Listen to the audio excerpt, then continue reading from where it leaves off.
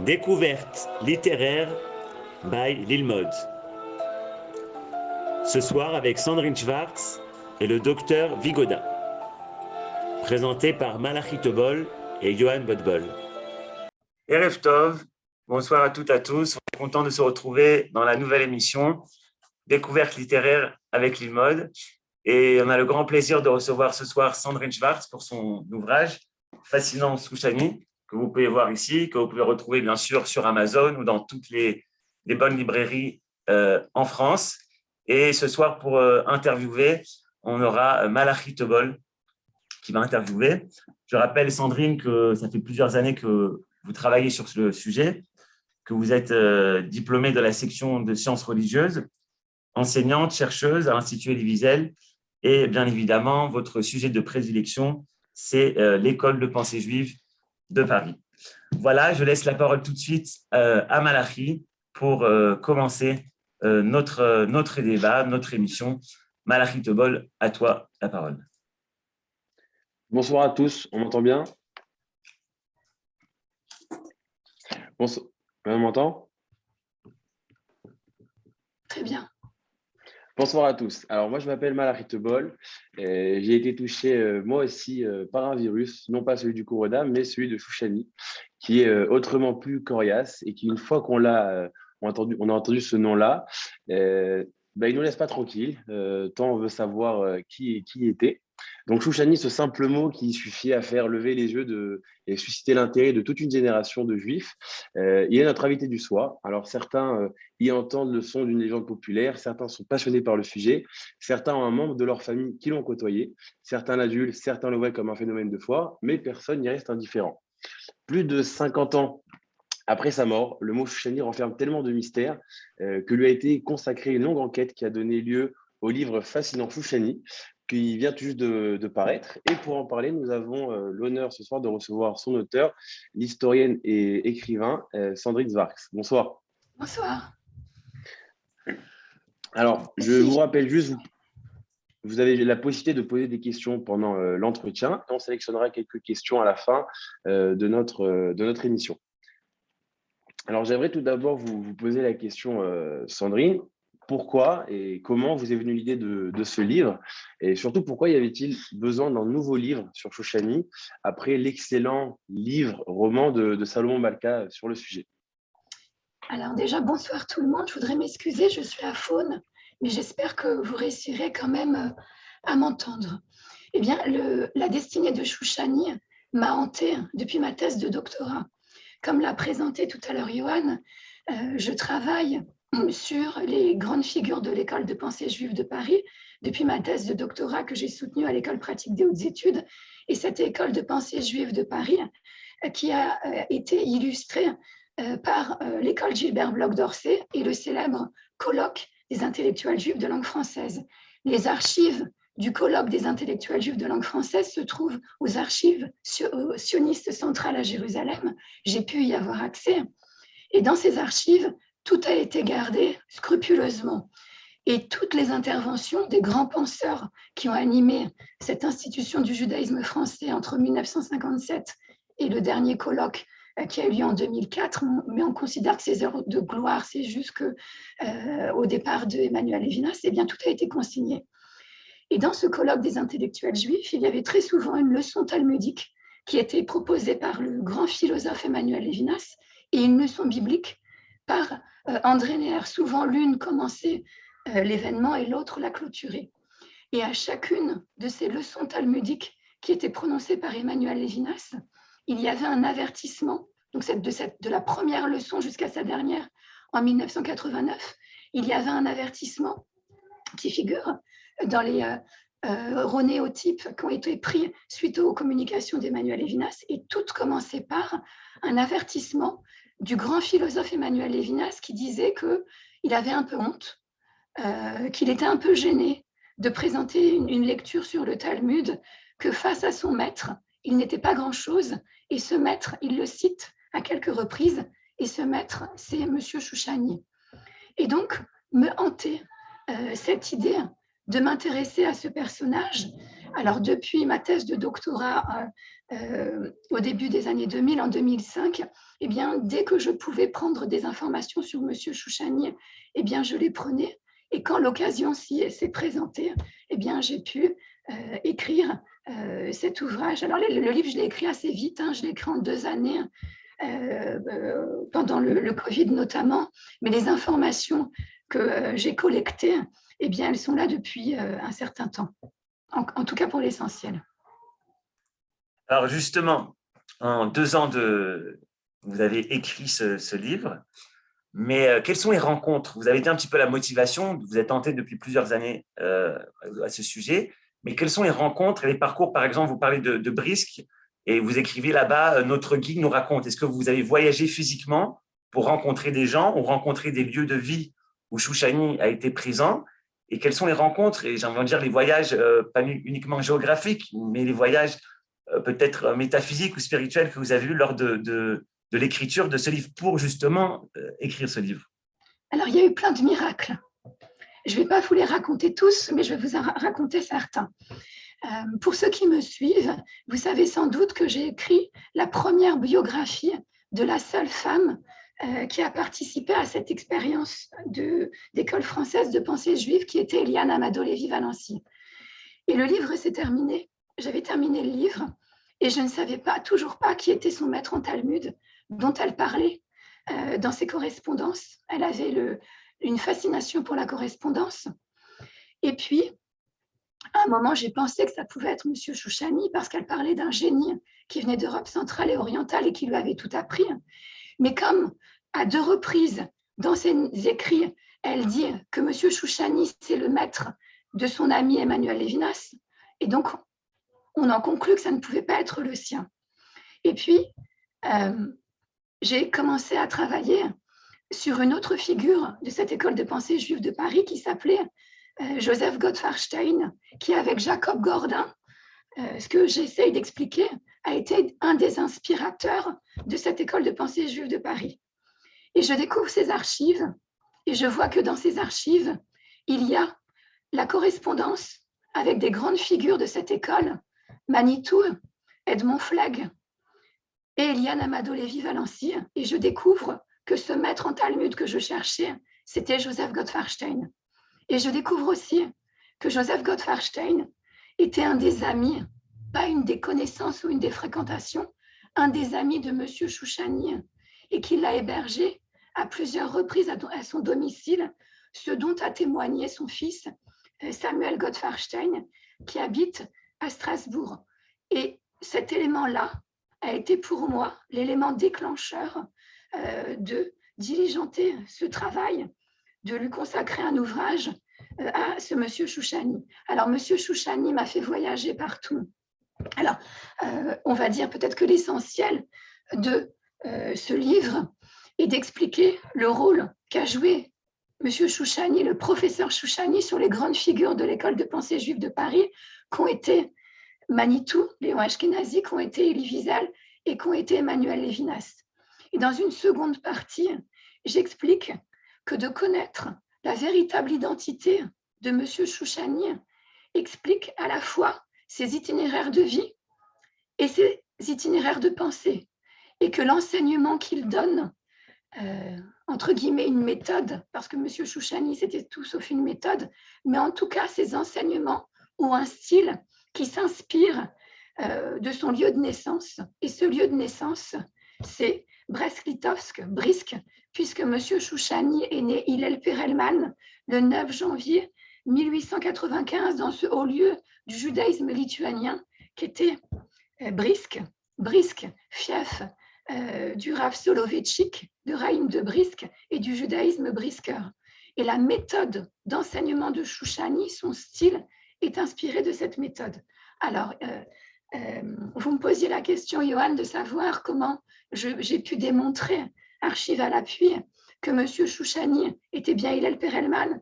Eh bien, je suis remontée aux archives de Brisk et de Brest-Litovsk et j'ai eu la chance d'avoir un contact de quelqu'un qui s'appelle Chaim, dont le prénom est Chaim, et qui a été nommé aux archives de Brisk. Alors, rien n'était classé dans les archives juives. Et donc, Chaim m'a permis, en fait, m'a aidé à retrouver les archives de Hillel Perelman, fils de Manès Perelman et de Feiga Perelman, qui avait une sœur, Sarah, qui a épousé Osher Mintz. Il avait un petit frère Kouziel. Et toute cette famille est décédée dans le ghetto de Brisk. Et ça, c'est assez facile de retrouver les éléments parce que il y a quelque chose de très particulier par rapport au ghetto de Brisk, c'est que les Allemands avaient demandé à ce que tous les Juifs qui entrent dans le ghetto établissent un passeport. Et dans ce passeport, il y avait à la fois la photo et le nom des individus juifs qui rentraient dans ce ghetto. Et on sait qu'il n'y a eu que quelques survivants du ghetto de Brisk. On connaît les noms. Et toute cette famille Perelman et Mintz, eh bien, fait partie des victimes de la Shoah dans cette partie de la Lituanie. Il n'y a que 2 survivants de ce ghetto de Brisk de la famille Perelman-Mintz. C'est Hillel Perelman, parce qu'il était déjà loin, et c'est Meyer Mintz, le fils de sa sœur Sarah, et qui était ce même Meyer Mintz dont parle Elie Wiesel dans ses mémoires, et qu'il a rencontré et qui lui a confirmé que Chouchani s'appelait bien Hillel Perelman, et Elie Wiesel a choisi de garder le secret. Et un autre élément inédit dans cet ouvrage, ce sont les archives de Elie Wiesel. Alors, si vous voulez, on en parlera longuement, puisque c'est une grosse partie de mon ouvrage. Hillel Chouchani, plutôt, est devenu populaire grâce à Elie Wiesel, qui en parle dans plusieurs de ses ouvrages. Il en parle parfois comme étant Chouchani, mais il en parle aussi de manière cachée, sous des identités de juifs fantasques. Tous ces juifs qui ont peuplé son shtetl, où il est né, Marmoris Siget, c'est-à-dire ces sages, ces fous, ces vagabonds, ces tzaddiks, ces juifs errants. Et Chouchani, en fait, incarne pour Elie Wiesel toutes ces figures. Mais Elie Wiesel n'a jamais voulu dire quelle était la vraie identité de M. Chouchani. Quand on lui posait la question, eh bien, il donnait ce nom de Mordechai Rosenbaum, ou parfois professeur Rosen, qui est la traduction en yiddish de Chouchani. Une traduction par capillarité, hein, ça on y viendra dans un instant. Ouais. Et j'ai pu avoir accès justement aux archives qui sont remontées d'Elie Wiesel, et dans ces archives, il y a notamment une lettre que je présente qui démontre qu'il avait connaissance que M. Chouchani s'appelait Hillel Perelman, qu'il était le fils de Manès et de Feiga, qu'il était né à Brisk, qu'il était parti avant la Première Guerre mondiale dans le réseau du Rav Sonnenberg pour rejoindre l'Empire ottoman et Eretz Israël, qui était à l'époque même pas la Palestine mandataire, hein, qui était la Palestine ottomane. Merci Sandrine, c'est ce que vous dressez en fait dans la deuxième partie de votre livre. Vous êtes vraiment sur les traces de Hillel Perelman, et donc vous parlez justement de toute la famille, quoi. Vous dressez l'arbre généalogique de toute sa famille. Moi, j'avais une question très simple et peut-être une réponse très courte de votre part avant de donner la parole à Malachi. Quand vous dites que vous faites une enquête, moi, ce qui m'intéresse, c'est aussi de parler de choses qui ne sont pas écrites dans le livre. Quand vous dites que vous faites une enquête, est-ce qu'aujourd'hui, on peut faire une enquête comme sur Chouchani, sur un personnage où on n'a pas beaucoup d'éléments? Est-ce qu'on le fait aujourd'hui avec son ordinateur et avec des coups de fil, avec des rendez-vous qu'on voit à droite, à gauche, à Paris? Ou est-ce que vraiment vous êtes déplacé en Europe de l'Est, peut-être en Israël pour avoir accès aux archives, ou en Amérique du Sud? Ou est-ce que vous avez fait tout ça finalement uniquement presque dans votre quartier ou de votre ville? Eh ben, ce qui est faux, ce qui n'a pas été le cas avec Eliane Amado Lévy-Valency, où j'ai dû me déplacer à Salonique, où est originaire sa famille, à Marseille, à Aix-en-Provence, en Israël, un petit peu partout. Eh bien, pour Chouchani, miraculeusement, j'ai eu des clés, j'ai eu des éléments qui ont pu m'être fournis dans ces quasiment 2 années de confinement et de Covid. Et j'ai quasiment écrit cet ouvrage et collecté les informations essentielles depuis mon bureau dans la région parisienne. Ce qui peut paraître un peu fou, Mais les clés, en fait, les bons contacts me sont arrivés par des concours de circonstances un petit peu miraculeux et je n'ai quasiment pas bougé de chez moi. Alors, vous commencez votre livre, vous avez cité Joseph Gottfried, vous commencez votre livre par une longue et détaillée mise en contexte de l'époque qui a vu naître le phénomène Chouchani, en faisant notamment quelques zooms sur des personnalités qui étaient à l'époque, qui pourraient elles aussi faire penser à Chouchani, à s'y méprendre, comme voilà, Joseph Gottfried. Alors, ma question, c'est en quoi c'était important justement de détailler l'époque et le contexte? Est-ce que il y a eu un environnement d'après-guerre qui a favorisé l'émergence du phénomène Chouchani et de l'intérêt que le public a eu pour lui? Et est-ce que c'était symptomatique de l'époque? Est-ce que Chouchani, c'était symptomatique justement de l'époque d'après-guerre? Voilà. Tout à fait. C'était fondamental pour moi de détailler les grandes lignes de cette période parce que ce que je tente d'expliquer, c'est qu'au même titre que Jacob Gordin, que Joseph Gottfarstein, M. Chouchani a été l'un des inspirateurs de cette école de pensée juive de Paris. Et s'il surgit à Paris dans les années d'après-guerre, on le voit avant en France, on le voit dans les années 30 à Strasbourg, on le voit aussi à la fin des années 30 à Paris, eh bien, il participe à ce renouveau de la pensée juive et que finalement sa méthode n'est pas très éloignée de celle de ses pairs, Jacob Gordin et Gottfarstein, qui venaient de la même région du monde. Alors, je voudrais juste dire que dans les itinéraires de vie de M. Chouchani, on l'aperçoit notamment à Berlin, dans les années d'avant-guerre, le rabbi de Lubavitch, qui n'était pas encore le rabbi, en a témoigné, mais d'autres personnes, le Rav Weinberg et d'autres, en ont témoigné. Et on l'aperçoit quelque temps dans des kibboutz religieux dans les années 50. Et entre Berlin, Paris et ces kibboutz religieux, eh bien, ce sont les points cardinaux de là où la pensée juive a été la plus haute à ces périodes-là. Et donc, Chouchani était comme un poisson dans l'eau, était là où il fallait être quand les idées de la pensée juive se faisaient et se défaisaient. Alors, il est important d'expliquer cette première partie et pourquoi je parle de là. J'essaye d'expliquer que Paris, à la Libération, c'est la Nouvelle Jérusalem. D'ailleurs, le livre, je voulais l'intituler Chouchani et la Nouvelle Jérusalem, mais finalement, on a opté avec mon éditeur pour Fascinant Chouchani. Parce qu'il faut imaginer Paris comme un carrefour culturel du judaïsme. Paris, dans ces années d'après-guerre, se trouvait sur la route des Amériques, du Nord et du Sud, et en même temps sur la route de Eretz Israël, et que beaucoup de membres de l'intelligentsia juive se trouvaient à Paris. Et on a du mal à imaginer que dans ces années d'après-Shoah, où 76 000 Juifs de France ont été déportés, où l'heure est à la reconstruction, que l'idée impérieuse de plusieurs cadres de la communauté était de mettre en place une renaissance spirituelle, culturelle et intellectuelle du judaïsme français. Et comme par hasard, mais le hasard n'existe pas, Chouchani se trouve là au bon moment.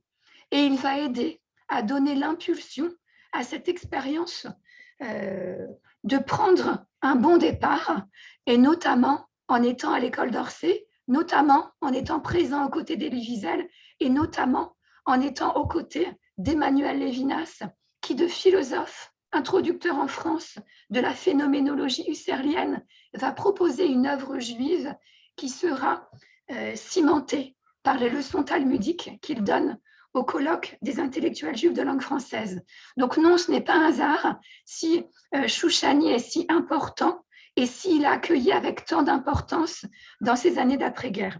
Je voudrais juste signaler que si Chouchani a été une figure importante pour de grands penseurs, il était également très présent auprès de la jeunesse juive, notamment auprès des enfants qui se préparaient à la bar mitzvah, parce que des centaines de témoins peuvent dire que leurs parents ont recruté Chouchani pour les préparer à la bar mitzvah. C'était un petit peu le nom qu'on se refilait entre familles pour dire que Chouchani était le meilleur enseignant de préparation à la bar mitzvah. Mais en même temps, il était présent aussi, notamment à l'école Maïmonide. Il était présent dans des foyers yiddish, il était présent dans les maisons d'enfants. Et donc, Chouchani était un petit peu une sorte de légende familiale dont aujourd'hui encore les enfants, les petits-enfants peuvent témoigner qu'on en parlait dans les familles. Et finalement, c'est toujours la même histoire qui ressort avec ce Chouchani qui savait tout sur tout et pas seulement cette connaissance sacrée, cette connaissance des textes de la tradition juive et de leurs commentaires et des commentaires et des moindres petits traités de grands penseurs juifs, mais il avait aussi une connaissance en mathématiques, en médecine. Ses cahiers en témoignent et je vais vous raconter aussi une anecdote que je ne raconte pas de cette façon dans le livre, mais qui est éclairante. Quand j'étais à un salon du livre et je présentais mon précédent livre, et il y avait à côté de moi Samuel Sandler, qui a perdu, comme vous le savez, on a fêté ça, on a commémoré ça il y a quelques jours, son fils et ses petits-enfants dans l'attentat de Toulouse. Schwartz, Sandler, il était assis à côté de moi. Et on discute et je lui dis que je travaille à la biographie de Chouchani. Et il me dit, mais Chouchani, mes parents l'ont connu, puisque ses parents étaient à Limoges pendant la guerre, ils ont connu Chouchani. Et ils l'ont surtout connu dans les années d'après-guerre, où ses parents tenaient le restaurant universitaire cachère du quartier latin face à la Sorbonne, et dont la devise était cachère et pas chère. Chouchani venait y manger. Et donc, Samuel Sandler me raconte que sa sœur et ses parents lui racontaient qu'il était capable de donner des cours de médecine aux étudiants en médecine, des cours de mathématiques aux étudiants en mathématiques. Et donc, c'est quand même quelque chose d'incroyable. Et ces cahiers aujourd'hui qui ressortent, l'université Shalom Rosenberg de l'Université hébraïque de Jérusalem a fait don à la Bibliothèque nationale d'un grand nombre de cahiers qui sont aujourd'hui numérisés. J'ai pu moi aussi consulter des cahiers et des photocopies chez un rabbin qui les possède à Paris. Et ces cahiers sont truffés de schémas d'électricité, d'optique, d'astronomie, en plus de passages des textes de la tradition juive ou simplement des poèmes romantiques en français, des cours de la bourse. Et de quoi témoignent finalement ces cahiers? Eh bien, de cet intérêt pour toutes les cultures, à savoir sacrées et profanes, et puis ce qui s'inscrit parfaitement dans cette école de pensée juive de Paris, parce qu'on en parle depuis tout à l'heure, mais finalement, quel était le point commun entre Gordin, Gottfarstein et Chouchani? Ce point commun était de dire que l'on pouvait partir des textes de la tradition juive pour aborder, pour s'intéresser, pour questionner n'importe quel problème qui pouvait se poser dans la modernité, en les faisant dialoguer avec la culture générale, avec les sciences profanes, avec cette culture universelle. Et c'est exactement ça, la méthode de Chouchani, cette dialectique intelligente de dire qu'on peut chercher dans les textes de la tradition juive toutes les réponses que l'on se pose en les ouvrant, en faisant référence à toutes les connaissances qu'il pouvait avoir. Et c'est pour ça, en fait, que quand Chouchani donnait une conférence, c'était à la fois un éblouissement, ça semblait partir dans tous les sens, mais on ne pouvait pas non plus prendre de notes parce qu'il fallait être dans la tête de Chouchani et avoir un savoir pluridisciplinaire pour pouvoir suivre le fil de sa pensée. Certains y ont réussi, notamment Manitou, Léon Ashkenazi, qui est le seul à citer, entre guillemets, des enseignements de Chouchani. Donc, j'en recense 14 dans mon livre. Elie Wiesel, lui, s'est inspiré d'une méthode, et le seul qui vraiment a proposé des leçons, des exégèses talmudiques selon le style de Chouchani, c'est Emmanuel Levinas. Et en lisant ces leçons talmudiques, eh bien, on trouve le fil conducteur de la pensée de Chouchani. Alors, merci beaucoup. Justement, vous avez parlé de l'étude des textes pour la tradition. Une des grandes questions autour de Chouchani, c'est celle de sa croyance en Dieu, finalement, ou bien de sa pratique religieuse, car il semble vraiment y avoir autant d'éléments en faveur d'un côté que de l'autre. Est-ce que vous avez eu certains éclairages sur ce sujet? Parce que c'est vraiment un des points centraux. Avec toute la sagesse et la connaissance qu'avait Chouchani, il y avait quand même cette zone d'ombre. Est-ce que finalement, il y croit vraiment? Est-ce qu'il pratique? Ou est-ce que, au contraire, pas du tout? Je rajoute sur cette question, dans le deuxième volet de votre ouvrage, Vous dites qu'il est inspiré justement de la Kabbalah, qu'il a étudié la Kabbalah certainement même avec le Rav Kook. Vous dites également qu'il est sioniste. Donc, vous passez un petit peu différents courants et vous montrez comment il a été imprégné de ces courants. Et moi, je me suis posé aussi la question qui rejoint un petit peu ce que dit Malachi, du fait qu'il n'avait pas forcément une pratique religieuse comme par exemple Manitou. Est-ce que peut-être il n'y a pas quelque chose aussi de la Haskalah finalement, qui est relié peut-être au courant de la Haskalah en rejoignant donc, la question de Malachi? Il y a plusieurs éléments. Il faut imaginer Chouchani, il y a toujours plusieurs versions de tout. Sur son identité, lui-même, quand on le questionnait, il disait qu'il était juif marocain. Alors que quand il parlait, tout le monde reconnaissait un accent yiddish lituanien qui était reconnaissable. Sur la question de la pratique religieuse, c'est une question qui me revient souvent et qui dérange aussi certaines personnes, et notamment les milieux religieux. Est-ce que Chouchani était pratiquant ou pas? Eh bien là aussi, je pense qu'il y a plusieurs réponses à apporter. Il y a des témoins qui me juraient dur comme fer qu'ils ne l'ont jamais vu transgresser. J'ai vu des témoins, alors je peux vous citer, on va citer des anecdotes ici. Je parle dans le livre d'un monsieur qui s'appelle Joe Binderfeld. Alors, je donnais un cours à l'Alliance israélite universelle sur les grandes figures de l'école de pensée juive de Paris, et je parlais d'Emmanuel Lévinas, et je parlais évidemment de son maître Chouchani. Et donc, ce monsieur m'attendait pour me parler de Chouchani, qu'il avait rencontré en 1945 à l'école Maïmonide. Joe Binderfeld a perdu toute sa famille dans les camps. Il était orphelin au lendemain de la guerre et il a été recueilli par l'Opège, l'œuvre de protection à l'enfance juive.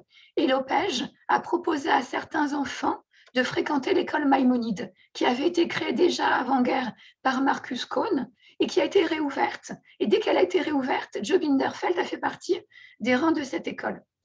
Et donc, ce Joe Binderfeld me raconte comment Marcus Cohn s'arrachait littéralement les cheveux parce que Chouchani avait toujours un petit bagage qui contenait le monde. Et dans ce bagage, il pouvait sortir des tas d'objets hétéroclites, et notamment de la nourriture. Et il mangeait du beurre sur une table bassari.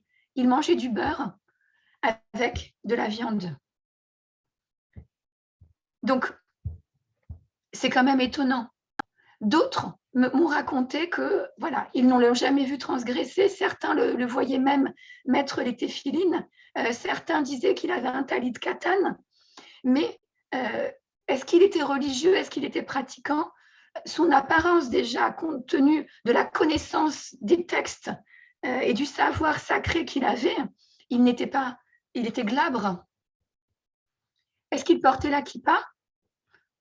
Il avait un chapeau qui était un chapeau alors qu'il sortait aussi souvent de son sac, qui était un chapeau mou, qui était souvent trop petit pour son crâne trop grand, mais il lui arrivait de se promener dans la rue sans kippa.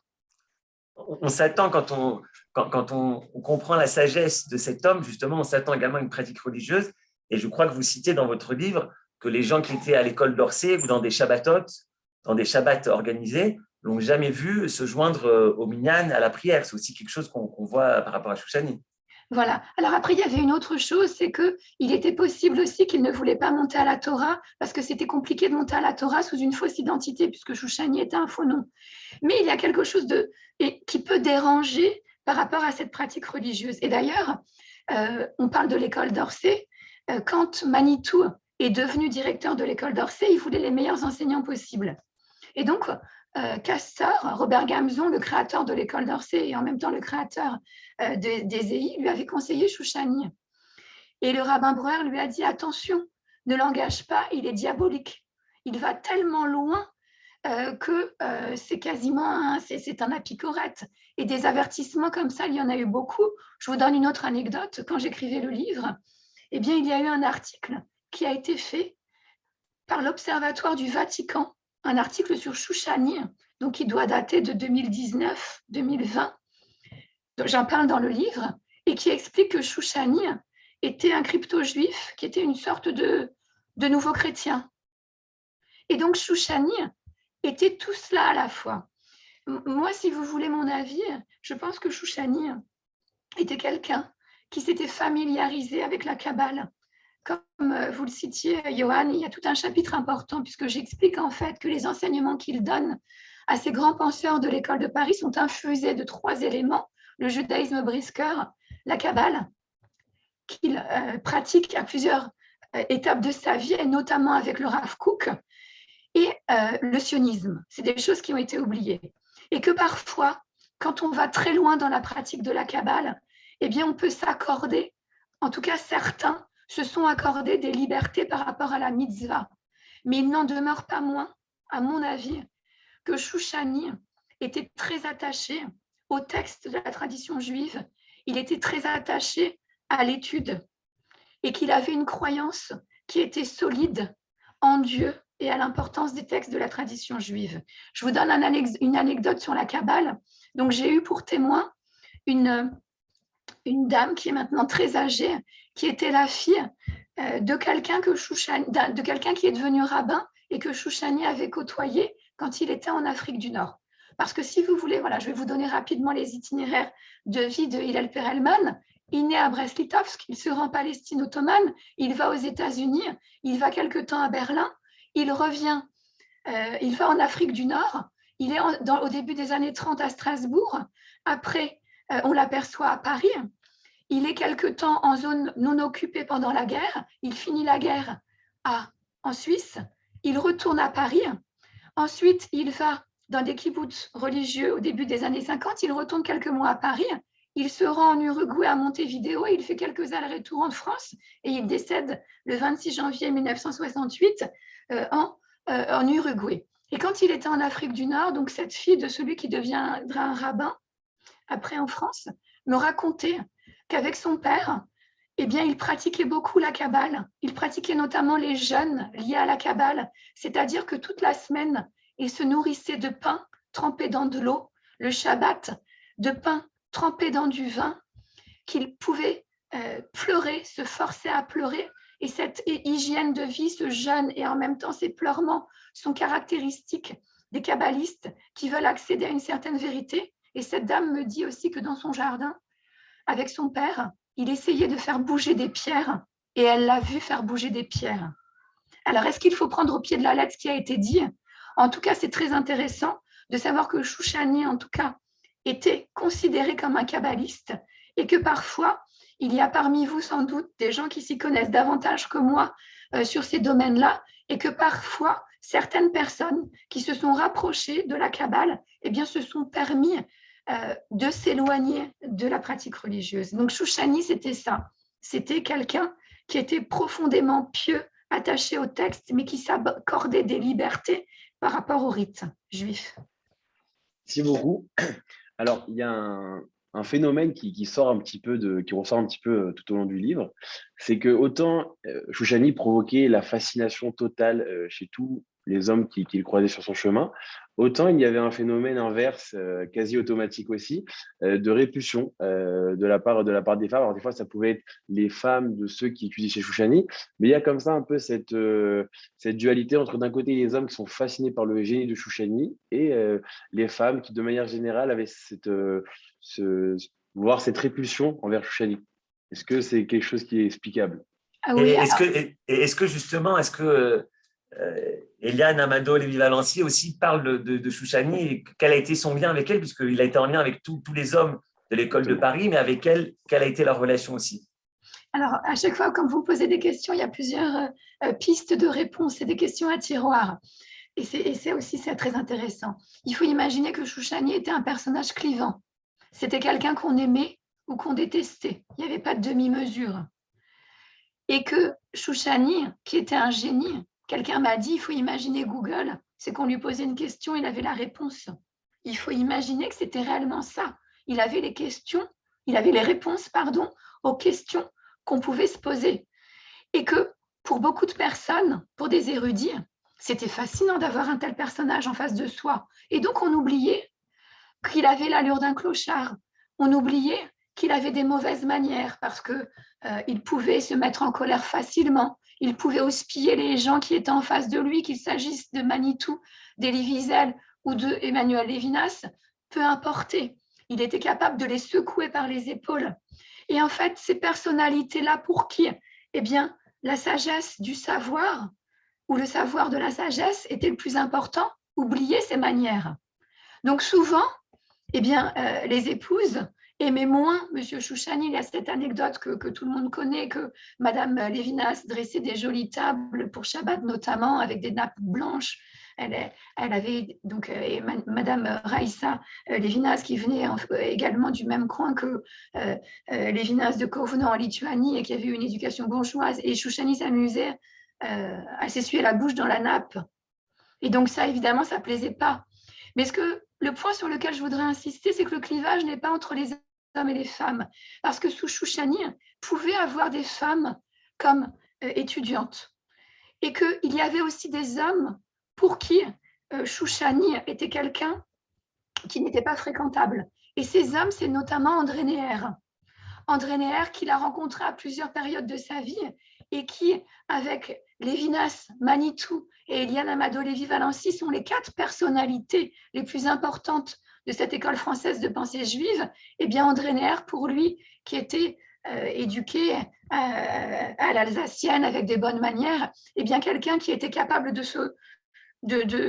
voler, de cracher, de mentir, eh bien, ne pouvait pas être quelqu'un qui enseigne les textes. Et donc, il avait pris ses distances avec le personnage. Donc, Chouchani était quelqu'un que soit on l'aimait, soit on le détestait. Et si on l'aimait, c'était évidemment parce qu'on avait soif du savoir qu'il pouvait nous communiquer. Alors justement, à propos de ces, entre guillemets, ces mauvaises manières de Chouchani, on a parlé de la question religieuse, mais peut-être maintenant de la question, plus la question morale.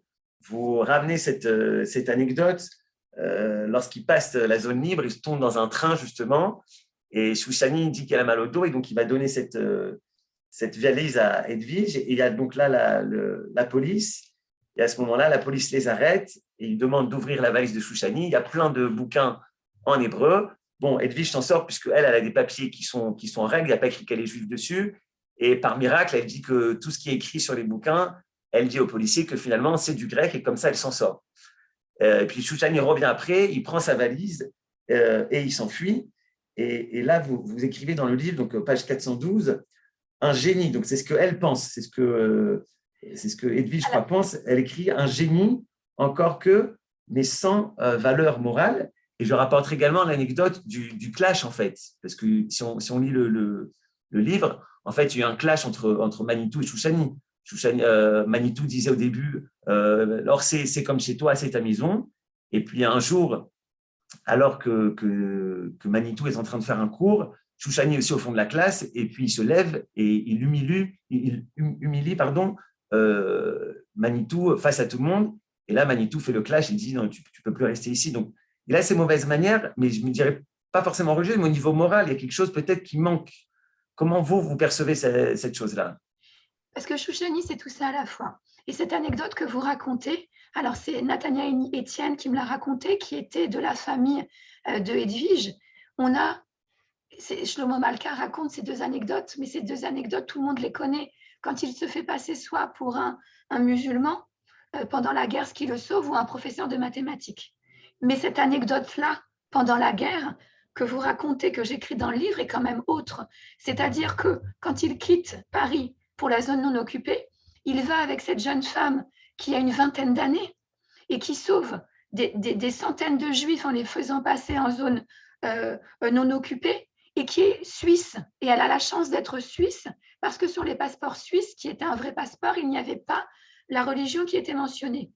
Et donc, Chouchani se plaint d'avoir mal au dos. Elle lui porte son bagage parce qu'elle est gentille. Et finalement, elle s'aperçoit que c'est un subterfuge quand il passe la zone libre, parce qu'il y a beaucoup de contrôle. Et c'est un subterfuge pour pas, lui, se faire arrêter. Et après, il se sauve. Elle arrive à s'en tirer, comme vous le dites, en faisant croire aux officiers de la milice et de la Gestapo qui sont là que c'est du grec et les caractères hébraïques, ils n'y connaissent rien. Mais Chouchani, c'est tout ça à la fois. Et quand je disais qu'André Neher non plus, eh bien, ne pouvait pas accepter que quelqu'un enseigne, soit un enseignant avec des valeurs morales défaillantes. Chouchani, c'était ça pour certains. Alors, vous parlez de Manitou. Manitou, c'est quelqu'un d'important, comme je l'explique, parce que c'est le seul qui a le recul nécessaire par rapport à Shoushani qui lui permet de citer Shoushani. Personne ne cite, ouvrez les guillemets, Shoushani a dit que. Pourquoi Manitou est capable de le citer? Parce qu'il a ce recul pour avoir rencontré avant lui Jacob Gordin. Jacob Gordin, dont j'ai parlé tout à l'heure, qui avec Gottfried est l'un des inspirateurs de l'école de pensée juive de Paris, était né aussi dans la même région du monde. Il a fait partie, alors on passe le numerus clausus qu'il arrive à surmonter, qui était imposé aux Juifs, qui lui permet de faire des études de philosophie. Il se retrouve avec à la Scala, dans la Wissenschaft des Judentum, dans l'Académie des sciences du judaïsme en 1923 à Berlin. Et ça me fait penser, Johan, que je n'ai pas répondu à votre question de tout à l'heure pour savoir si Shoushani en faisait partie. Et donc, Jacob Gordin se retrouve dans cette Haskalah et il est quelqu'un de très important qui contribue à la rédaction de l'Encyclopédia Judaica qui est rédigée à l'époque. Il y a Hermann Cohen, il y a Franz Rosenzweig et il écrit les notices sur les penseurs juifs médiévaux. Et à Jérusalem, encore aujourd'hui, quand on consulte cette Encyclopédia Judaica, il y a les notices de Gordin. Et puis, sentant que le vent tournait en 1933, Gordin arrive en France. Il pense qu'il va réussir à devenir un enseignant en philosophie, mais les portes lui sont fermées. Il entrera dans les œuvres de l'Alliance où il deviendra bibliothécaire. Il passe par la guerre en zone non occupée dans les maisons d'enfants et c'est grâce à lui notamment qu'est créée l'école, la fameuse école des prophètes avec Vajda, avec Chouraki et tant d'autres. Et donc, il est engagé par Gordin, par Castor, pour être le premier professeur en matière juive à l'école d'Orsay. La première promotion voit Manitou notamment arriver, et Manitou, quand il rencontre Gordin, il est transmuté, parce que c'est son premier maître ashkénaze.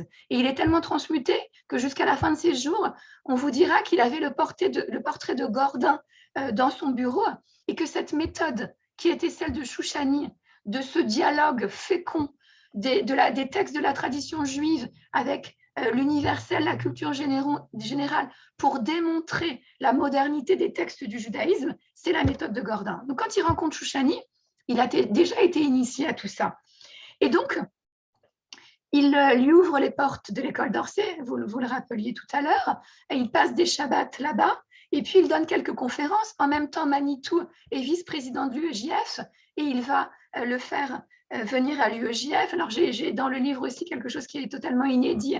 C'est un carton d'invitation d'une conférence de Shoushani pour l'UEJF sur judaïsme et christianisme. Et le plus intéressant, c'est qu'il y a les notes de Colette Baird de cette conférence, et on y voit des enseignements qui sont fondamentaux, peut-être qu'on en reviendra tout à l'heure, notamment celui de dire que, alors qu'en général on dit que la Torah est universelle, eh bien c'est le Talmud qui est universel, c'est les interprétations qui sont accessibles à tous, et en tout cas un message à donner à tous, plus que la Torah, la loi écrite. Mais on y reviendra.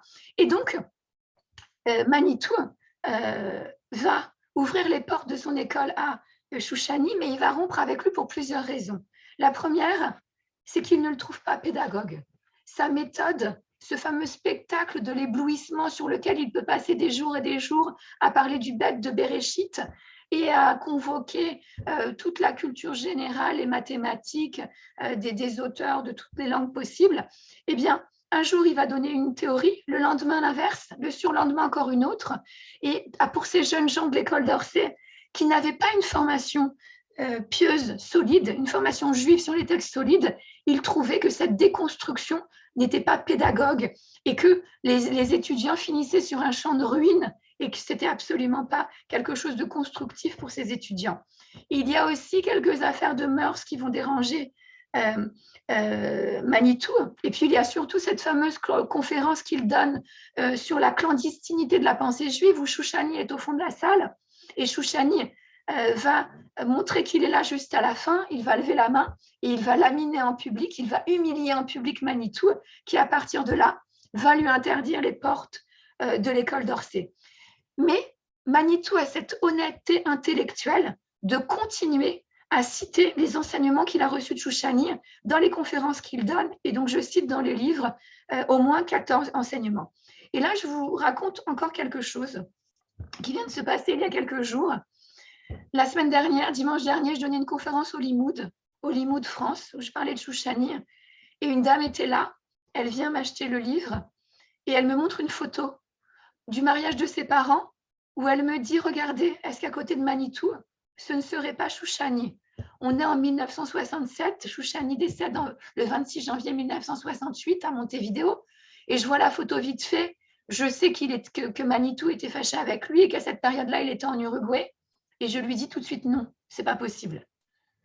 Et finalement, elle m'envoie la photo. Et cette photo m'avait travaillé. J'en ai rêvé la nuit, pour tout vous dire. Et je compare avec les dernières photos qu'on avait de Chouchani. Et c'était probablement Chouchani à côté de Manitou.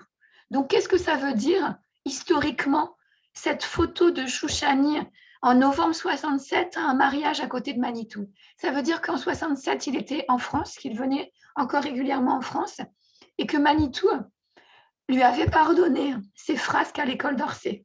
Donc, Manitou était vraiment un grand homme qui avait pardonné tout ça à M. Chouchani. Merci beaucoup. Alors, je rappelle à tout le monde que vous avez la possibilité de poser vos questions à Sandrine Varx dans le chat et on essaiera de lui poser le maximum de questions. Pour ce qui est de moi, j'aurais une dernière question. Derrière la grandeur et l'imposance du personnage de Chouchani, il y a aussi d'un autre côté l'image d'un génie un peu fou, voire un génie raté, qui serait peut-être si rude avec les gens car malheureux, puisqu'il n'a jamais eu aucune reconnaissance officielle ou universitaire de ses talents et de ses connaissances. Il ne s'est jamais marié, on ne lui connaît pas d'histoire d'amour. Ses enseignements sont extrêmement durs à reconstituer et même son enterrement s'est fait avec tout juste un minette de 10 personnes. Et c'est assez parlant quand on voit justement l'enterrement dimanche du Rav Kanievski accompagné par près d'1 million de personnes. Ça pose la question de pourquoi Chouchani n'a pas eu droit ou n'a pas voulu cette reconnaissance et cette gloire qui lui revenait et qui l'attendait certainement. Est-ce que Chouchani, quelque part, il n'était pas prisonnier du personnage qu'il a voulu lui-même construire? Je rajoute sur ça ce que vous citez en page 280 de votre livre. Vous dites comme ça, mais que s'est-il passé dans le parcours de Chouchani, ayant choisi une vie de marginal plutôt que celle d'une autorité religieuse reconnue de tous, voire une institutionnalisation à l'instar du Gaon de Vilna? Il y a cette réponse d'Elie Wiesel. Donc là, vous allez dire comment vous vous positionnez face à cette réponse. Elie Wiesel disait comme ça, un grand homme désespéré peut être soit très bon, et alors il devient un tzaddik, injuste, soit très méchant, et alors il devient dans ce cas Chouchani. À vous, Sandrine. C'est difficile de parler après ça. Il faut, parce qu'encore une fois, voilà, la réponse que je peux vous donner, il faut remonter à l'enfance. On ne l'a pas encore dit, mais il allait Perelman, quand il naît, c'était un prodige. C'était un jeune homme qui était un génie, qui a été exhibé par son père pour gagner de l'argent. Il n'a pas eu d'enfance. Et quand sa mère Feiga décède, qui correspond à peu près à la naissance de son jeune frère Kousiel, eh bien sa personnalité explose. Et là, on ne l'aperçoit plus à Brest-Litovsk. On dit que son père est venu lui demander de rentrer quand il était aux États-Unis, mais Chouchani a refusé. Et Chouchani, ce nom qu'il s'était donné lui-même, si vous me posez la question, je vous dirais d'où vient ce nom Chouchani. Eh bien, on va laisser ça au lecteur. C'est tellement magnifique. On laisse ça aux gens qui vont acheter le livre. C'est magnifique ce chapitre. Chouchani, en fait, se cachait. Il n'a pas écrit. Il n'a pas enseigné à l'université. Il n'a pas laissé de traité. Tout ce qui aurait pu faire qu'une trace permette plus facilement d'étudier sa pensée. Mais cette légende, tout ça, c'est lui-même qui l'a créé de son vivant. Beaucoup de personnes qui ont côtoyé Chouchani, et notamment dans ses écoles, les maisons de Lozé, l'école Maïmonide ou l'école d'Orsay, voyaient en Chouchani un aventurier. Et c'est davantage les récits fantasques qu'il donnait et qu'il racontait et dont il pouvait parler les langues. Quand il disait qu'il avait été en Asie, il pouvait parler des langues d'Asie. Et donc, ses discours étaient crédibles. Eh bien, c'était cela qui fascinait davantage que son côté génie et les connaissances qu'il avait. Et donc, ce monsieur Chouchani, finalement, était quelqu'un qui s'est enfermé dans un personnage, quelque chose qu'il a totalement isolé. Et comme vous disiez Malachi, eh bien, il a une vie solitaire, il ne s'est pas marié. Il était forcément incompris, il était désespérément seul, et c'est un personnage qui peut-être, et sans doute, se cachait sous Chouchani pour réparer une enfance qui avait été douloureuse. Merci Sandrine. Et j'avais encore une dernière question. Est-ce que, à votre avis, il y a encore, finalement, dans ce livre, vous levez un petit peu le voile sur le mystère Chouchani, vous dites pourquoi ce nom, vous dites sa vraie identité, vous montrez quelques photos, vous faites vraiment son parcours, où il est passé. Vous levez un peu le mystère sur ce personnage. Est-ce qu'à votre avis, il y a encore des gens qui sont intéressés à garder ce mystère ? Et je vous ai posé la question et j'ai été très surpris de votre réponse, puisqu'il y a quelques jours, quand on a préparé ça, je vous ai posé la question, est-ce qu'on a de l'audio? Est-ce qu'on a un enregistrement de Chouchani? Alors, je sais qu'il fuyait, bien sûr, tout ce qui pouvait le faire reconnaître. Vous l'avez dit, il ne montait pas à la Torah parce qu'il ne voulait pas qu'on découvre son vrai prénom. Mais j'ai été très surpris parce que, par exemple, Manitou, on sait qu'on a des centaines d'enregistrements de Manitou audio. Et on m'avait dit, oui, il y a un audio, mais on n'a peut-être pas vraiment accès. Alors, est-ce qu'aujourd'hui, il y a encore des gens qui veulent garder cette part du mystère de Chouchani, à votre avis? Les gens qui ont suivi ces enseignements ont été tellement fascinés par le personnage qu'ils lui ont donné une aura qui n'est presque pas humaine. Elie Wiesel dit qu'il pouvait être un des 36 justes cachés ou le prophète Élie.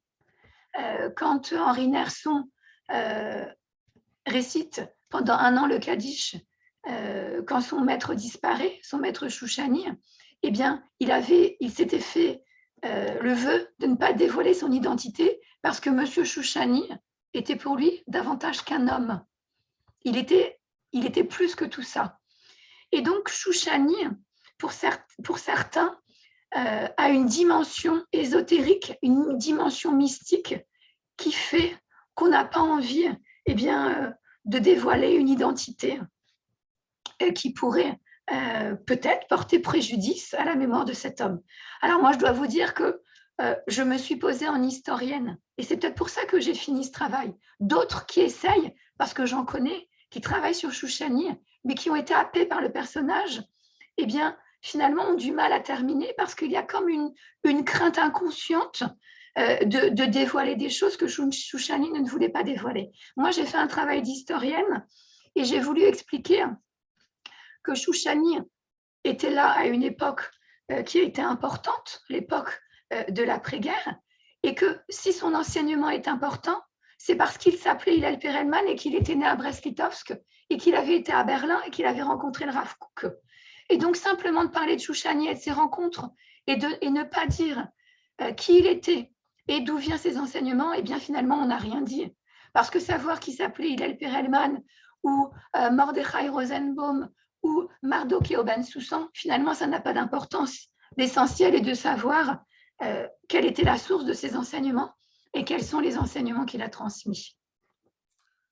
Justement, avant de donner la parole à Malachi pour passer à la suite, vous dites justement quels sont les enseignements, mais j'ai une question que je ne peux pas ne pas m'empêcher de poser. C'est finalement, en fait, c'est un petit peu le dernier chapitre de votre livre, donc j'invite vraiment tout le monde à l'acheter sur Amazon ou à la FNAC si vous êtes en France.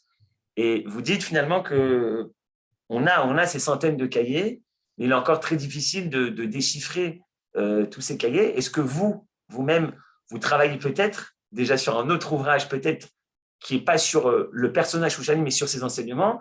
Est-ce que vous connaissez des gens, des docteurs, des chercheurs qui travaillent en ce moment sur les écrits et qui vont peut-être nous faire des articles très prochainement ou même des livres pour nous dire enfin quels sont ces enseignements de ce personnage si particulier? Alors, je compléterai ta question justement, Yoann, il y a 3 questions en fait dans le chat de 3 personnes différentes, mais qui se recoupent un peu ensemble. C'est au sujet du livre de Salomon Malka et de Michael Greenspan. Alors, je ne sais pas qui a sorti un film, je ne sais pas s'il est déjà sorti. Et quelle part finalement ce livre et ce film ont eu dans vos recherches? Est-ce que c'est des directions différentes sur la vision qu'il faut avoir de Chouchani? Est-ce qu'il y a des choses qui se contredisent ou qui se recoupent ensemble? Et du coup, voilà, ça rejoint la question de Yoann. Alors Shlomo Malka, dès que j'ai commencé mes recherches, je suis entrée en contact avec lui. Parce que Shlomo Malka, en fait, son livre, donc la première partie de son livre, j'étais encore avec lui tout à l'heure, et il m'a interviewé la semaine dernière sur Chouchani dans son émission. Eh bien, la première partie de son livre, c'est l'interview d'Elie Wiesel, qui parle de Chouchani sur l'antenne de RCJ. Et donc, ça a été retranscrit en mots. Et c'est l'essentiel du livre de Shlomo Malka qui, après, a interviewé des personnes qui ont côtoyé Chouchani et il a été notamment sur ses traces en Uruguay. Et donc, Shlomo Malka considère que mon livre est sa suite, et la suite du livre qui apporte les réponses sur la fameuse identité de Chouchani. Et ce livre, quand vous lisez mon livre, vous voyez qu'à plusieurs reprises, je le cite et je dis qu'il est fondamental pour moi parce que pour plein de choses, il a été un point de départ. Et j'essaye d'apporter une suite. Alors, ce qui manquait dans ce livre, évidemment, c'était de confirmer sa vraie identité et de parler des enseignements. Et donc, comme m'a encore dit Shlomo tout à l'heure, il est ravi qu'il y ait une suite et qu'il y ait des réponses à des questions que lui-même s'était posées dans le livre. Concernant le film de Michael Greenspan, je ne l'ai pas vu. Je ne sais pas s'il a été diffusé en Israël. Alors, j'étais en contact avec lui au début, mais finalement, je ne sais pas ce qu'il y a de révélation dans ce film que je n'ai pas vu. Donc, je cite 2-3 fois Michael Greenspan sur les choses qu'on a pu échanger ensemble au début de mes recherches, mais sur les conclusions qu'il apporte dans ce film, je n'ai pas d'éléments de réponse parce que je n'ai pas vu ce film. Alors, si vous l'avez vu, peut-être que vous pourrez m'en parler et me dire s'il y a des révélations qui ne sont pas celles de mon livre dans ce film. Alors, il y a juste vraiment quelque chose que je veux dire par rapport à la Haskalah. Johan, vous me posez la question. Est-ce que Chouchani s'inscrivait dans cette Haskalah? Cette Haskalah, pour résumer, c'est une manière clinique, froide, scientifique, de poser un regard sur le judaïsme et sur les textes. Comme je disais tout à l'heure, Gordin en a fait partie. Et puis, il a rompu avec ça. Chouchani n'était pas du tout dans ce regard-là. Il n'y avait pas cette façon de mettre un côté la foi et la raison, de mettre d'un côté le mystique et le sacré et la culture. Chouchani mélangeait tout ça dans un dialogue fécond qui aboutissait à cette nouvelle voie initiée par l'école de pensée juive de Paris. Et ça, c'est important de le dire. Chouchani, j'insiste, même s'il s'accordait des libertés, et on pense qu'il s'accordait des libertés, certains témoins l'ont dit, c'était un juif qui était attaché aux textes et qui pensait que les textes, l'étude des textes, pouvait apporter des vérités sur le monde. Donc, c'est quelque chose de fondamental. Concernant les cahiers qui émergent, sur lesquels j'ai travaillé, moi j'ai travaillé sur les cahiers parisiens. Alors, il faut travailler sur les cahiers avec beaucoup d'humilité. Parce que Chouchani était un cerveau exceptionnel qui connaissait des tas de choses. Et quand on regarde les cahiers de Chouchani, il faut maîtriser parfaitement l'hébreu, le yiddish, les mathématiques, les sciences, connaître le contexte de l'époque où il écrit les cahiers. Et il faut vraiment un comité pluridisciplinaire, une personne avec des connaissances aussi pointues sur tous ces domaines, c'est un petit peu compliqué. Mais chacun, en fait, peut y picorer des petites choses et y trouver des petites choses. Je pense personnellement que Chouchani, j'espère que je me trompe et que ces cahiers qui ont été numérisés apporteront une autre vérité. Je pense que Chouchani n'a écrit ces cahiers que pour lui. Comme je l'ai dit, il est né dans un contexte avec une enfance pauvre, où il était obligé de tout apprendre par cœur s'il n'était pas le seul. Et le luxe d'avoir un cahier pour un enfant, il ne l'avait pas. Et dès qu'il a pu avoir un peu d'argent, il a eu ses cahiers et il les a remplis. Il a rempli des pages. Beaucoup le voyaient, il se mettait de côté quand il était hébergé chez des gens à qui il donnait des cours. Il se consacrait du temps dans le salon à remplir de son écriture serrée ses cahiers. Mais est-ce qu'il les a écrits pour laisser de manière codée un message? Je ne crois pas, il les a écrits pour lui. Alors évidemment, il y a des choses qui sont codées parce que vous-même, moi-même et tous ceux qui m'écoutaient ce soir, quand on prend des notes, on a nos références à nous qu'on met dans nos notes. Donc Chouchani a employé les notes qui étaient les siennes.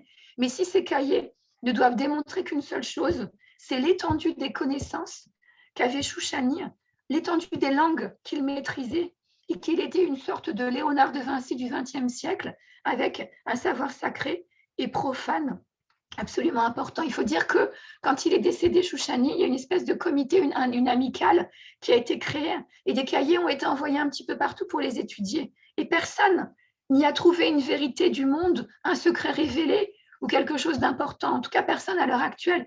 Et je pense qu'on peut y trouver des enseignements. D'ailleurs, Odaya en Israël, qui a fait une thèse à partir de ces, qui a fait un mémoire à partir de ces cahiers, il y a vu des enseignements comme dans les enseignements qu'on trouve dans les citations de Manitou ou chez Lévinas. On peut trouver une méthode et des enseignements, mais une vérité du monde caché et un secret, je ne crois pas qu'on trouvera autre chose que de confirmer que Chouchani était un sacré cerveau. Eh bien, merci beaucoup Sandrine Zwarx, merci beaucoup. Moi, je vais de ce pas aller finir la lecture du livre, tellement vous nous avez passionnés. Voilà, je vous rappelle que vous pouvez trouver le livre, on le voit pas, Fascinant Chouchani, qui est disponible dans les librairies et sur Amazon. Voilà, merci beaucoup. Restez avec nous, avec la soirée de Lille Mode. Il y a une deuxième partie avec le docteur Michael Vigoda sur Chouchani. Voilà, merci beaucoup Sandrine. Erev Tov et Shabbat Shalom à tous. Continue, chers amis. Alors, c'est pas Michael, c'est pas grave, c'est son frère, c'est le professeur Shmuel Vigoda. Alors, il n'a pas pu être présent finalement. Donc, à la dernière minute, on a fait un petit enregistrement. Et par rapport à ce que vous disiez justement, Sandrine, moi, j'ai entendu quelque chose d'un peu différent à propos des cahiers. Et on en parle juste après ces quelques minutes. Shmuel Vigoda intervient donc sur ce thème. Et pour cette deuxième partie de soirée, on a le plaisir d'avoir le docteur Shmuel Vigoda. Alors, merci d'avoir accepté notre invitation, Monsieur Vigoda. Vous êtes directeur du département de philosophie juive au collège Herzog. Vous êtes également enseignant à l'Université hébraïque de Jérusalem, spécialiste de la pensée juive de Lévinas. Et vous avez d'ailleurs écrit un texte entre le maître et l'élève, entre Lévinas et Chouchani. Vous avez d'ailleurs fait la préface de ce fameux livre fascinant, Chouchani de Sandrine. Et c'est donc pour ça qu'on vous invite. Et merci d'avoir accepté de cette invitation. C'est à vous la parole.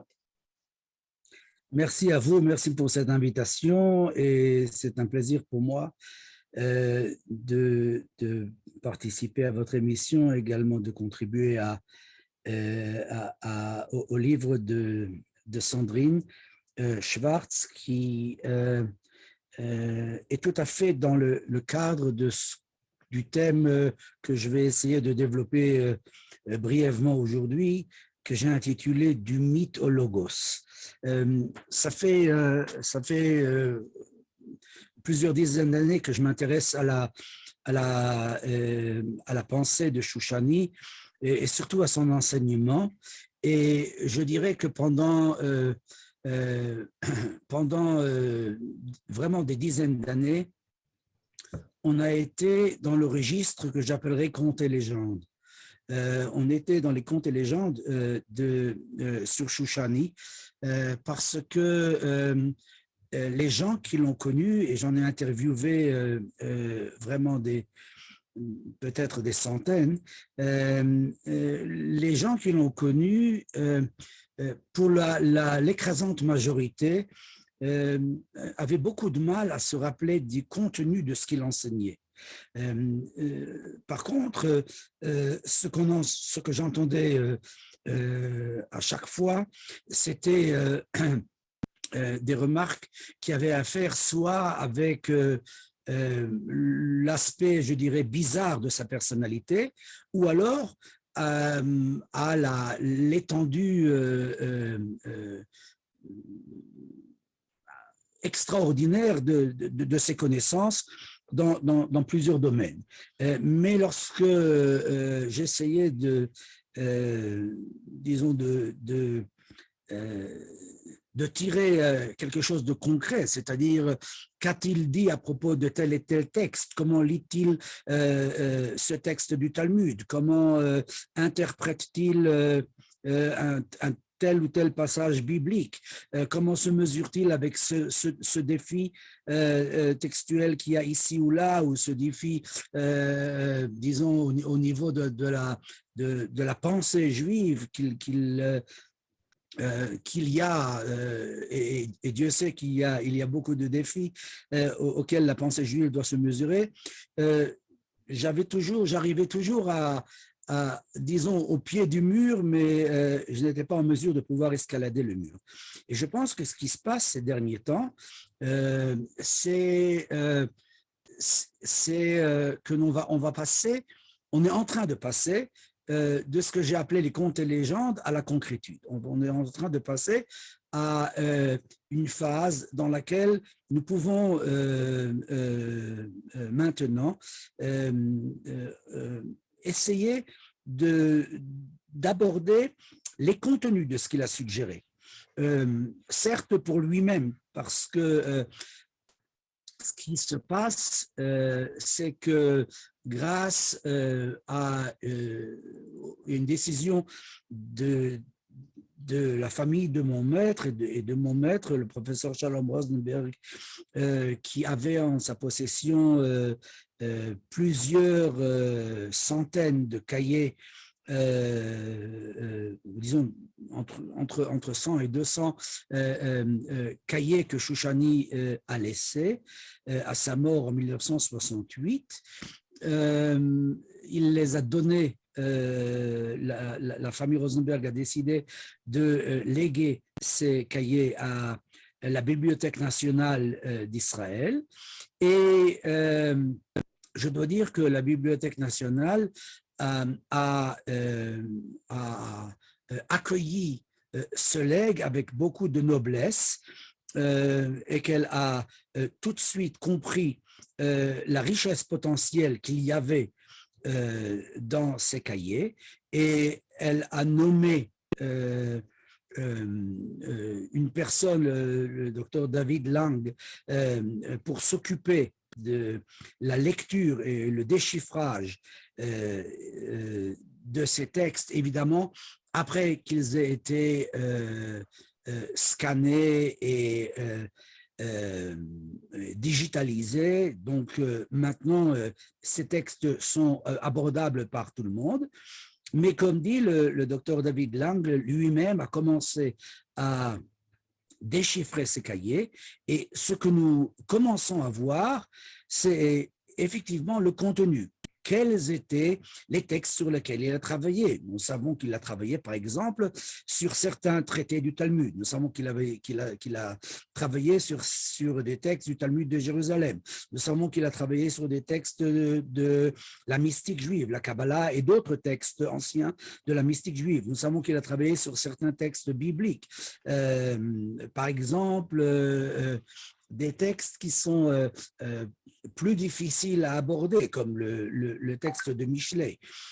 Ça ne veut pas dire que lorsqu'on lit ou lorsqu'on on déchiffre le contenu des notes qu'il a prises, c'est d'emblée abordable, absolument pas. Ce sont des notes que Shoushani a pris pour lui-même, et donc c'était en fait quelque chose qui n'était pas du tout initialement destiné au grand public. Et donc, ce qu'il faut faire, c'est une espèce de travail de transition, essayer de voir qu'est-ce qu'il a pu vouloir dire. Et de ce point de vue-là, disons que les premières ébauches sont très promettantes.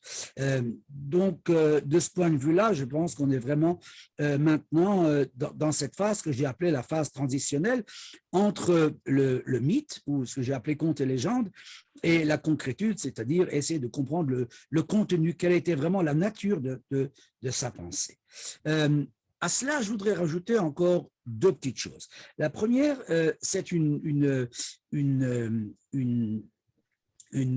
expression que Lévinas, qui a été son élève, emploie à plusieurs reprises, et qui est celle, il parle d'un maître impitoyable. Et je voudrais également dire quelques mots à ce propos, parce que là également, on va pouvoir passer du mythe à la réalité ou au logos, grâce au livre de Sandrine Schwartz. Lorsque Lévinas parlait d'un maître impitoyable, que voulait-il exprimer par ce terme-là. Permettez-moi de commencer par une remarque qui concerne Rashi.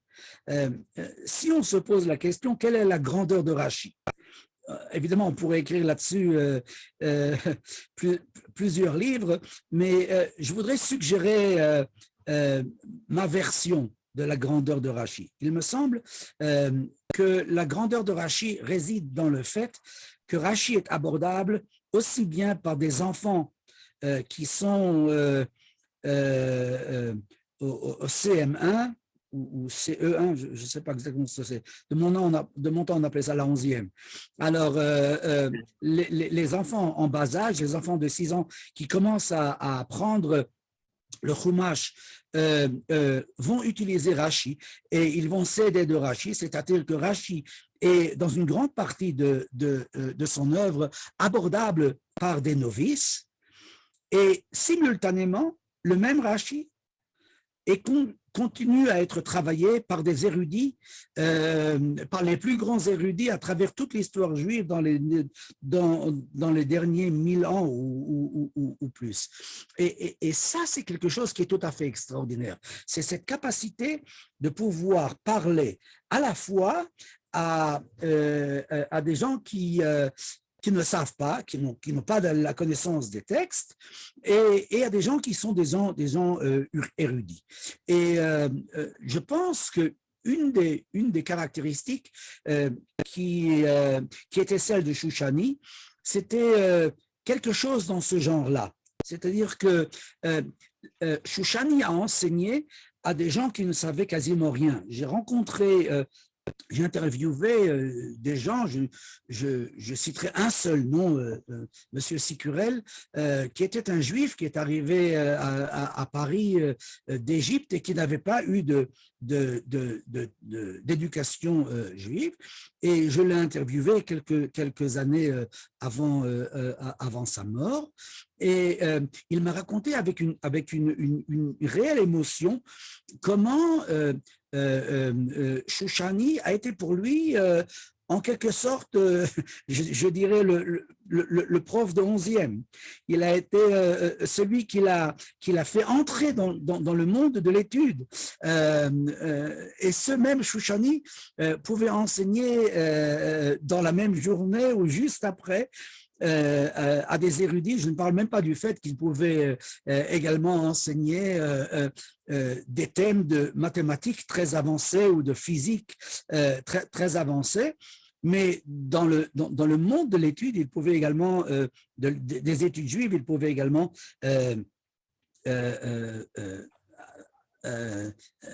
disons, être un défi intellectuel aux plus grands érudits. Et je pense que il y a là quelque chose qui est tout à fait caractéristique du maître. C'est la première partie du terme. Et la deuxième partie, c'est le fait qu'ils disent, Lévinas est dit un maître impitoyable. Impitoyable parce que Shoushani faisait partie de ces maîtres de l'école lituanienne qui n'étaient pas prêts à renoncer aux plus grandes exigences, aux plus hautes exigences. Lévinas sentait ça très bien. Lorsque il lisait un texte avec Shoushani, en général, Lévinas avait le texte ouvert devant lui et Shoushani ne l'avait pas. Et il avait donc le texte en tête. Et si une intonation n'était pas bonne, s'il manquait une virgule, s'il manquait un point d'interrogation, il le reprenait. Et de même, il reprenait Lévinas, il reprenait tout un chacun, y compris les plus grands rabbins. Et évidemment, il y a là un côté impitoyable, mais il y a également là un côté qui veut laisser au texte toute sa richesse, toute sa noblesse. Et je pense que c'est là quelques-unes des caractéristiques de Shoushani. Évidemment, on pourrait en parler pendant des heures, mais je crois que j'ai déjà dépassé les limites qui m'avaient été données initialement. Merci, professeur Vigoda. Juste peut-être une ou deux questions. Est-ce que vous avez eu accès à ces cahiers? Donc, vous avez parlé d'une centaine, 200, il y en a même ailleurs qui ont été éparpillés un petit peu, ça et là. Et est-ce que vous, donc, vous avez vu ces cahiers? Et est-ce qu'on peut voir, par exemple, des relectures? C'est-à-dire, est-ce que Shoushani relisait ces cahiers et puis peut-être corriger, comme on sait que parfois Rachi a parfois relu son commentaire et a corrigé, etc. Est-ce qu'on peut voir ça, par exemple, chez Shoushani? Alors, la question que vous me posez à moi directement, oui, j'ai eu accès à la lecture de ces cahiers. Je peux même vous raconter que il y a très longtemps de cela, lorsque j'étais jeune étudiant à l'Université hébraïque de Jérusalem et que j'avais pris un cours de logique formelle en philosophie chez celui qui était à l'époque le docteur Shalom Rosenberg, et que à la suite d'un examen que je n'avais pas pu faire parce que j'étais en Milouim, j'avais dû le rencontrer. Je lui avais posé à cette occasion la question, est-ce qu'il était le Rosenberg qui avait connu quelqu'un qui s'appelait Shoushani? Et c'est d'ailleurs comme ça que nous sommes devenus très, très proches.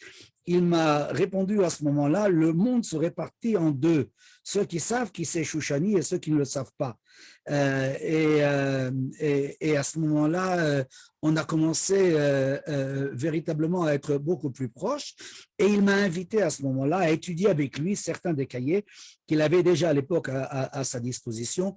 Donc oui, je les ai vus, j'en ai vu d'ailleurs ailleurs chez d'autres personnes, et de ce point de vue-là, je dois dire que je suis très heureux qu'aujourd'hui ces cahiers soient mis à la disposition du public, du large public, en tout cas du public des érudits qui voudront bien se mesurer avec le défi qu'il y a à lire ces cahiers. Pour la deuxième partie de votre question, oui, Shoushani reprenait ses écrits. On voit qu'il y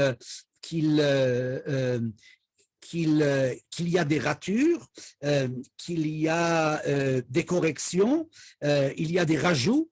Est-ce que ces rajouts ont été faits sur place ou est-ce qu'ils ont été faits après coup? Ça, c'est évidemment quelque chose que je ne suis pas du tout en mesure de déterminer. Merci beaucoup, Dr Shmuel Vigoda, d'avoir participé. Un grand merci de votre participation. Kol Tov. Voilà, nous voici après la... On vous entend. Voilà, donc nous voici à la fin de cette deuxième partie. Il y a eu 2 questions sur le chat que j'aimerais vous ramener ici, Sandrine. La première, c'est celle de Michel. C'est le fait de dire un petit peu que Shoushani était à la fois ici, à la fois là. Est-ce que ce n'est pas donner une impression, on essaie de donner à Shoushani un rôle mystique d'envoyé de Dieu qui est partout sans être nulle part? N'est-ce pas un peu dangereux? Première question. Et deuxième question qu'on a également sur le chat, est-ce qu'on sait quelle relation il a eu avec Albert Einstein? Pour la première question, ma réponse, c'est que mon livre fait exactement l'inverse. C'est que justement, j'ai posé un regard, j'ai de moins en moins de voix, j'ai posé un regard d'historienne et à partir d'archives, de témoignages, de photos, de documents, j'ai essayé de retracer un itinéraire de vie et de pensée. Donc, c'est tout sauf mystique. Et donc, ça n'a pas été du tout ma démarche. Par rapport à Einstein, je vous disais tout à l'heure que Shoushani s'était retrouvé à la fin des années 20 à Berlin, à la même époque où Einstein y était. Et Shoushani se promenait avec une lettre d'Einstein dans la poche qui montrait à qui voulait bien la voir. Même Elie Wiesel l'a dit. Depuis 2 ans, 3 ans peut-être maintenant, il y a les archives d'Einstein qui ont été entièrement numérisées et qui se trouvent qui sont à la Bibliothèque nationale d'Israël et qui ont été toutes entièrement numérisées et on peut consulter.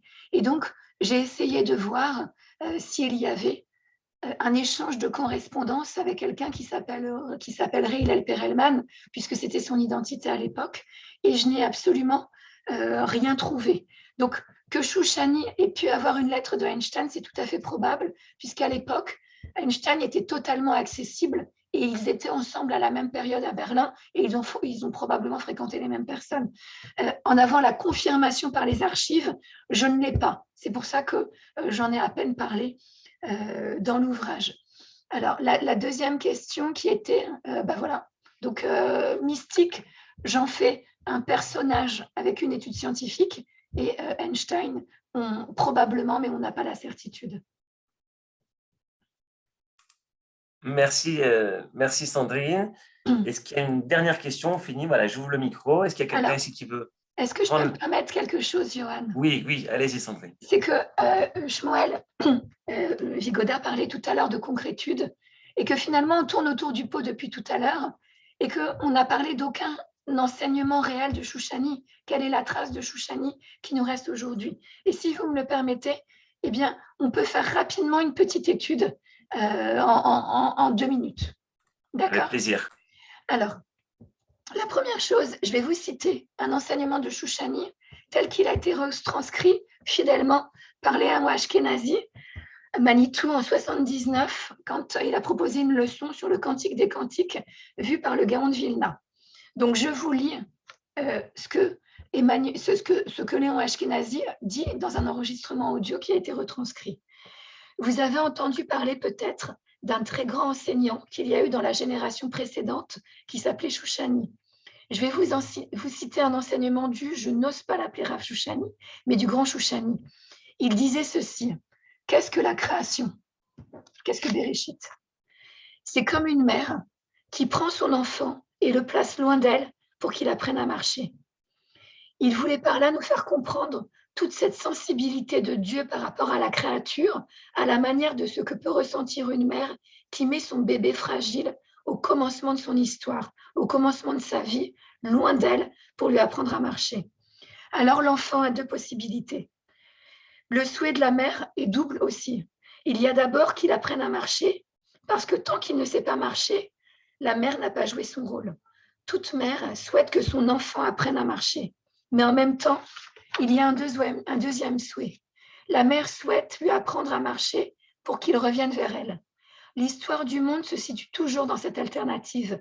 Il faut apprendre à marcher pour grandir en tant que créature, mais il y a la confrontation à ces 2 idées. Celui qui apprend à marcher pour revenir vers sa mère et celui qui apprend à marcher pour la quitter. Vous voyez la problématique qu'il y a là? Alors, si cet enfant était capable d'argumenter, il dirait « mais comment je vais tomber ?» Je vais tomber implique « je vais faire ».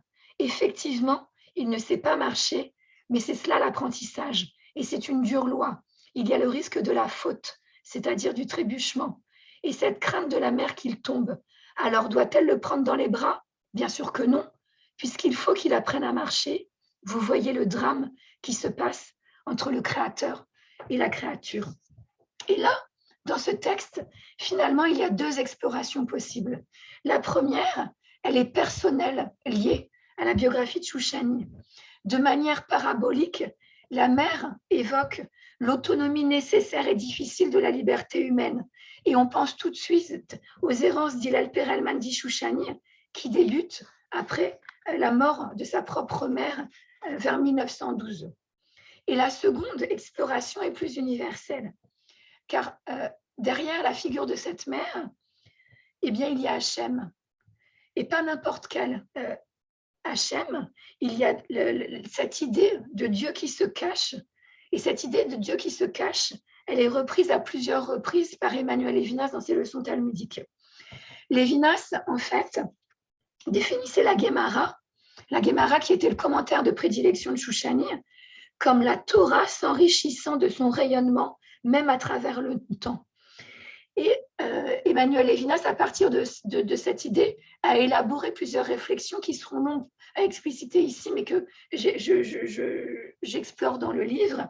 Cette idée qu'il faut aimer la Torah plus que Dieu, cette idée aussi que les textes de la tradition juive ne révèlent pas un message uniquement pour les Juifs, mais un message universel, presque un message philosophique, parce qu'Emmanuel Levinas, finalement, est resté un philosophe qui s'est intéressé aux textes.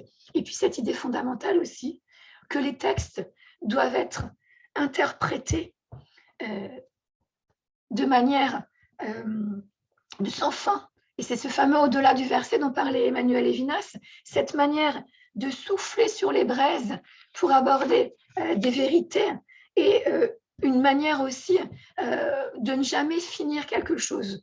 Et chez Shoushani, s'il fallait retenir des enseignements, ce serait que, eh bien, les questions sont plus importantes que les réponses et que finalement, toute cette manière de souffler sur les braises et de produire des interprétations qui sont multiples, eh bien, permet de faire des textes de la tradition juive un message qui n'est pas égoïste et uniquement réservé au peuple juif, mais qui peut finalement donner du sens à l'humanité, à son entier.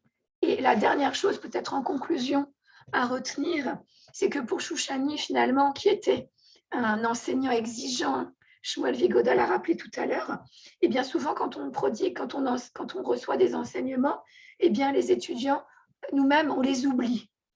Mais ce que Shoushani a enseigné, c'est que l'amour de la Torah, et plus particulièrement l'amour de l'étude de la Torah, est ce qu'il doit rester de cette étude de texte si on a oublié l'essentiel.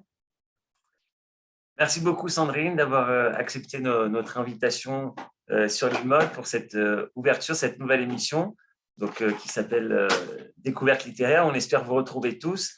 Un grand merci à Sandrine. Alors voilà le livre, Fascinant Shoushani. Vous m'avez dit qu'en Israël, on ne peut pas vraiment le trouver, hein, uniquement sur Amazon. Alors, on peut le trouver dans les librairies qui peuvent se procurer le livre, le groupe Hachette. Donc, il y a une librairie à Jérusalem, je ne sais pas l'adresse, mais les grandes librairies en général, il y en a une à Netanya aussi, il y en a plusieurs à Tel Aviv. Toutes les librairies qui peuvent commander des livres du groupe Hachette peuvent se procurer le livre. Donc, vous allez certainement la retrouver à Jérusalem pour ceux qui nous écoutent ou ailleurs. Et j'aimerais finir, dire que moi, j'ai trouvé le livre passionnant, facile à lire. On a vraiment envie de voir le chapitre qui suit. Et pour moi, les plus beaux chapitres sont les derniers. Donc, vraiment, lisez jusqu'au bout. Il y a ce chapitre où vous expliquez pourquoi il s'appelle Shoushani, pourquoi il prend ce prénom. Vous essayez de tenter de dire pourquoi c'est différent. Vous ne l'avez même pas dit ce soir. Non, mais je veux le laisser au lecteur parce que c'est vraiment magnifique. Et il faut lire le livre. Et la deuxième partie, une seconde, j'ai plus de batterie sur mon ordinateur. Et l'autre chapitre aussi fascinant, vous essayez en fait de répondre à cette question, pourquoi il se cache. Vous faites appel à notre ami en commun, le psychanalyste Michel Gad-Volkovitch. Vous essayez de comprendre en fait, de dresser son profil psychologique d'après ce qu'on a. Ça, c'est magnifique. Et bien sûr, le dernier, où vous parlez des écrits. Donc, allez-y, allez acheter le livre Fascinant Shoushani de Sandrine Schwartz. Merci beaucoup à vous tous d'avoir participé, à tous les participants, pour vos questions, pour vos réactions. Et voilà, à bientôt, à très bientôt.